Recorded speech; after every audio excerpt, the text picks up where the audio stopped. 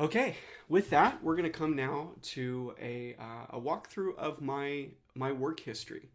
Now, Josh, you have known me for a couple years because we work at the same company. But I wanted to walk through kind of start to finish, like how my career has blown up. There's a lot of folks who have seen there was a video I did where I talked about my progression through Zoom Info. But I want to kind of start from the beginning and talk about like jobs and work and qualifications. Um, so my very first job was as a cashier for a business called Advanced Liquidators.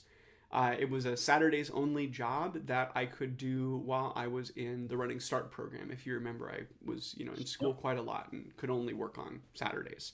Yeah. Um, I have a little like kind of anecdote for each of these, and for this one, I wanted to talk about the fact that they didn't have barcodes. So all the products that they purchased were like secondhand from other businesses, usually like damaged cereal boxes, things like that. And so nothing was priced. Everything had paper labels. And as my job as a cashier, part of my responsibility was memorizing all of the prices across the entire store. Uh, it was a lot. So eventually, that didn't work out. I think they wanted somebody who could work more days, and I moved to Wendy's. Um, Wendy's was a choice for me. It was between Wendy's and Pizza Hut because both were within walking distance of the college I was attending in Portland at the time. I got that job while I was full time in college at Multnomah University, and I had a variety of positions, but was pretty much always closing shift. That meant that for the store we had, I got home usually around 2 or 3 in the morning, and then would wake up, probably 8 or 9 a.m. to get to classes that were about that time. I was a cook initially, so a lot of like grill fries, taking out the garbage, doing the mopping, things like that. Kind of moved into a shift supervisor position once I finished college, and I was a manager at a Wendy's in Vancouver, back near where my parents lived. I didn't really see a future there. I think that what I saw, I generally believe that where you're headed next is represented by the person that you report to. And, I saw further and further up the chain within the Wendy's corporation, and I didn't really see anything that was particularly appealing to me. Yeah. And on top of that, I didn't like the inflexibility. When you're a manager, you kind of can't call out because, you know, you have to come. Yeah. So I decided to be a nanny instead, Okay. thinking that would give me a little bit more flexibility. I was caring for a very sweet little boy named Harrison. He was I think around 2 years old, if memory serves, and it was my job to kind of care for him during the day. Now that job didn't give me as much flexibility as I was looking for. Rather than the schedule for a boss, it was the schedule for two people who had full time responsibilities besides. So, but one thing I remember pretty fondly was Harrison's mom asking me to speak Spanish with him because she really wanted to have an environment where he could hear Spanish, learn Spanish. She spoke Spanish with him often, so I did my best with the Spanish knowledge I picked up working at Wendy's. Yeah. But again, the flexibility there wasn't really what I was after. I wanted something a little bit more consistent, and I eventually got a job with Clark County as a landscaper. That was like my official title, but I wasn't doing like manicuring and things like that. It was actually my job to go with a crew around the stormwater facilities across Clark County. Do you know much about like stormwater facility management, Josh? Like, have you seen I don't know if they have these in Massachusetts, but kind of those like gated areas that say like no dumping here, things like that. Yeah, less so in Mass, but where I am in Connecticut and where we grew up, they have a lot of that, and like where we run off of reservoirs, so Right. a lot Yeah. of that. Cool. So I learned a ton about stormwater facilities doing that job. We had a crew leader named Dave who just loved what he was doing. He was a great guy. And he would walk us through and go, he would tell us about how the engineers are sitting there calculating the exact angle of the grass so that the water flows in a specific speed. Um, And, they pick these particular species of grass because of the root systems. They don't actually need the grass over top, but the roots filter out all kinds of impurities. So by the time the water flows through and gets to the end, it's cleaner. It blew my mind. Yeah. And so my job was just to like walk around all day and like shave the grass down with a weed whacker. But yeah, that was fascinating for me. That was a I think a 9:40 position. So I was working 10-hour days over 10-hour days over 2 weeks, and then so I had like every other Friday off. Again, it wasn't great for consistency, and it also was pretty taxing physically. So I decided I wanted to get an office job. I applied through a staffing agency for a receptionist position with a semiconductor manufacturer called Celestica. My job was to let people in, check them in, let them know, the person that had arrived was there to see them. And then eventually I was able to start supporting HR and start doing more of the like trainings. Whenever anybody new would come to the production site, they would have to go through a couple of certifications in order to be able to operate the machines. And so my job was to like facilitate those tests, walk them through the material, things like that. I got really good at that job because I really care quite a lot about efficiency, and ran out of work. Like I had an 8-hour day, and I did the math, and I had about an hour and a half of work to do each day. I went to my boss and was like, is there something else I could be doing here? She said, no. I said, great. I think I'm going to go to some other departments and ask if I can help them with anything. Yeah. And so I did that for a little while. Again, I was kind of just looking for the next thing. I felt like there was more for me there. I was kind of bored a lot of the time doing that particular job. And so I let them know, hey, I'm looking for a new job. And eventually I found one with another organization, this time as an operations coordinator for a staffing agency. It was under Adecco. There's a couple of different brands, but all of them were like executive recruiting. And so I was tasked with checking people in, same kind of thing for interviews, and then also giving them like new hire paperwork, going through E-Verify, stuff like that. Got used to like looking at business credit reporting, kind of setting up little images, welcome DEI, things like that. What was interesting about that job is I got a really good look into the world of like executives in business. I think before doing that job, I felt like anybody with chief in their title was like, up there, like really, really a big deal. And then as I got more exposure to it, people would come into interviews in like hoodies and jeans. And I was like, oh, this guy's like, CFO, but he's like a regular dude, So it gave me, I think, a good lens into the kinds of people that are in those sort of positions. And then on top of that, I had lots of conversations all the time about the substance of those roles. It really helped me learn a lot about the way that kind of businesses function and the role that specific people play in those businesses, right? At one point, I recognized, again, that there was nowhere for me to go. The position above mine was in Seattle. I had no interest in relocating. I had tried to get into sales, tried to get into recruiting. Both cases didn't really work out. I didn't have the right skill set for either of those jobs. And so, I let my boss know, hey, I just want you to know I'm looking for work, right? Looking for kind of the next thing. They said, okay, cool. Let us know, when you find something. And about 2 weeks later, I was called into the office and let know that, hey, you're out of a job. We hired somebody else. You're gone.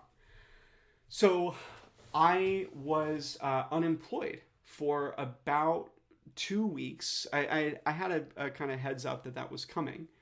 And so while I was looking for new jobs, I drove for Postmates and DoorDash, 15 hours a day, generally speaking. I had a goal in mind, which was pay our rent Yeah. And so I would go out and I would fill my gas tank up. I would write down how much I spent on gas. I would write down how much I spent on food. And if memory serves, I challenged myself to make $125 a day minus the cost of gas and food. So because I had just done the math and was like, that's what we need in order for me to be able to pay our rent, which was like the thing that we needed to do. Um, that was a lot. I mean, sometimes I would get through 8 hours and have everything that I needed, and I maybe could even squeeze a little bit more in to give myself some cover the next day. But I remember sometimes I was out driving until 2 in the morning, you know, which in Portland you can do. You can't really do that in like smaller cities, but Portland has an active restaurant scene up until 2 in the morning. Um, so I kind of ground through that, and at the same time was applying for jobs. And a staffing agency reached out to me and said, "Hey, how would you feel about working for this company, Discover Org? They want a customer development representative. This is like a meeting setter, And I was like, oh, I've never done that job before. Don't know what the company does at all, but what does it pay? They gave me the salary, and I was like, great, that's what I need. So I went and did the interview, and that's how I got the job at Discover Org. You know this story, right? Mm-hmm. But Discover Org, pretty shortly after I started there, acquired the next largest competitor in the space, and rebranded to ZoomInfo, and has been ZoomInfo since that time. So about 4 months after I started here, we kind of made that switch over. I'll stop there. Any observations over anything I've gone over so far? I just kind of wanted to rip through that and then get your thoughts. Yeah. Well, my goodness. I mean, I knew that you work hard from your time at ZoomInfo, but I think the biggest observation that I take away is you grind it out. But Mm-hmm. I also think that, you know, something that took me by surprise, because I manage teams right now too, is your ability to put yourself in other people's shoes and to Mm-hmm. give every boss that you had that heads up that you were looking. Like it seems a little small, right? Like and maybe a lot of people do, but not a lot of people do, in my Mm-hmm. opinion. And I think that speaks a lot to your values and you know once you build trust and know that somebody trusts you and has that relationship, that you take care of them and you do right by them. So I just wanted to call that out, and I felt that from just that little bit that you gave us. I appreciate that. Now I think that like there's a case to make that that's self-serving, right? Like, Mm-hmm. if I let them know, maybe they'll think of something, to keep me around, right? But Of course. I think that was also a lesson. I was not expecting to be let go. I think that kind of gave me a little bit of pause in being willing to share that kind of information openly again. Because it was an area of trust for me, right? Like I felt like I could trust this person. I still think I can trust this person largely, but the experience was also a little jarring because I wasn't planning for it. Yeah. I think that I don't want to set the standard for anybody else that you like should tell your boss you're looking. I think there's lots and lots of contexts where that would not be appropriate. You'd probably be setting yourself up for harm. Yeah. Um, I'll take the statement that like that's part of who I am. I appreciate that. But at the same time, that was a decision I felt like I could make in that moment with the Yeah. the context that I had. Yeah. Altogether though, I do think I've tried very hard to let people know, where I'm going. Yeah. I think I've found that if I don't express out loud, that kind of dissatisfaction, what's Mm-hmm. next? Where are we headed next? Um, there's no opportunity for people to help if they want to help. And on top of that, I've expressed that in the past and been given really good advice. Um, I'll tell one story here. I think that's relevant.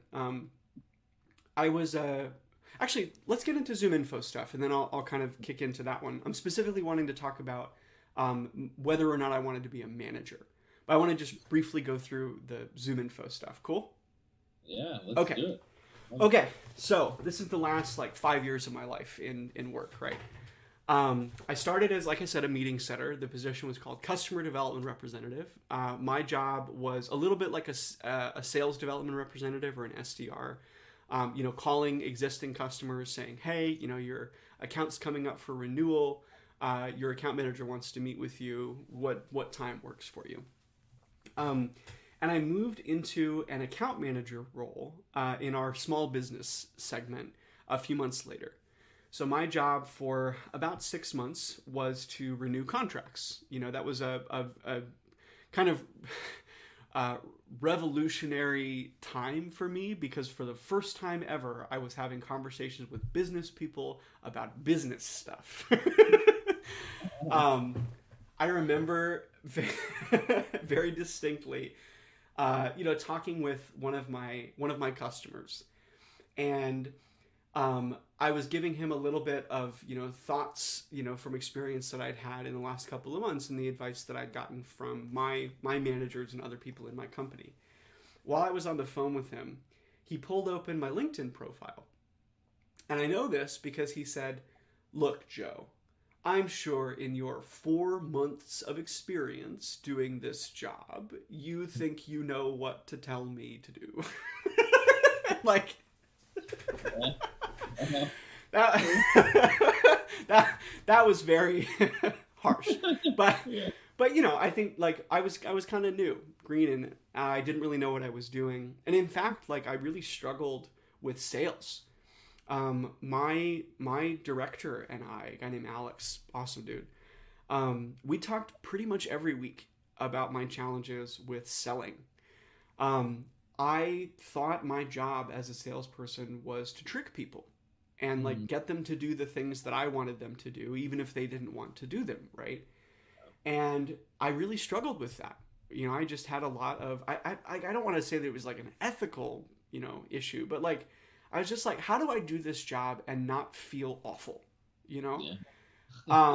And we kind of talked through it all the time. I was I think a relatively successful salesperson, but it was clear that I was struggling.